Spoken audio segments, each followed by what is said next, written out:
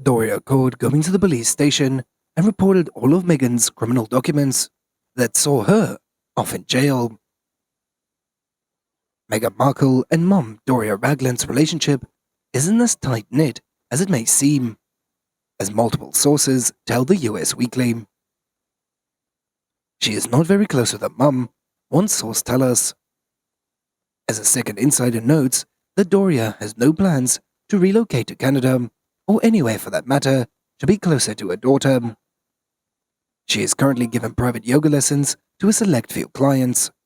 As the source says, Doria would only see Meghan once or twice a year, and Meghan isn't as close to her mum as we all know.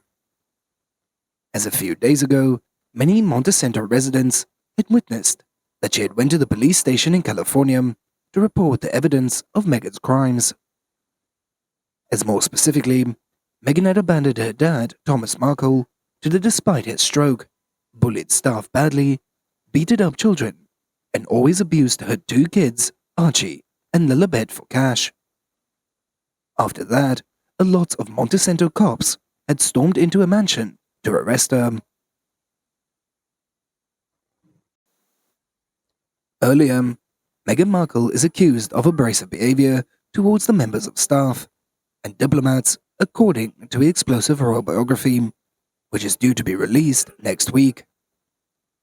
As according to the Mirror, the book from Tom Bauer, titled Revenge, Meghan, Harry, and the War Between the Windsors, claims that the Sussex couple had bombarded their staff with demands of retribution and the removal of criticism.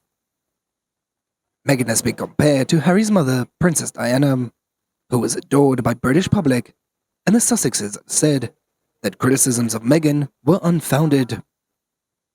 However, in the brand new book, it suggests that the opposite, according to the early exclusive extracts published ahead of the book's release next week. The latest damning claims from Bauer alleges that Meghan and Harry had fostered a bullying culture, as allegations which have been investigated by Buckingham Palace. The biographer has now suggested that Meghan was abrasive and demanding of the staff, as well as being inflamed by the slightest criticism. He had wrote, Meghan was allegedly abrasive towards her 4 female staff members, and even towards the local British diplomats. As according to one report, Meghan already threw a cup of tea into the air, as her anger may have been partly fueled by Harry. In other news, Meghan Markle has come under fire for having mistook her popularity for position. As the conversation began when the royal commentator Andrew Morton drew comparisons between Prince Harry and Diana's interviews. He had started by branding it as frank bafflement and admitted, "So many of Harry and Meghan's statements just didn't add up to me." He had admitted to Vanity Fair, so it was very different to Diana's interview, which came from her heart and came at a point when she'd already discussed much of it for Diana, her true story. During the course of the chat, he had also pointed out the sheer differences between Harry and Charles's position, and had reiterated, "You have also got to remember that Diana and Charles are more important people for the monarchy and for the nation than Prince Harry and Meghan will ever be because of their position. They were future king and queen, and we've got the future queen saying that the future king is not fit for the job. And then that is something that you have to take very seriously."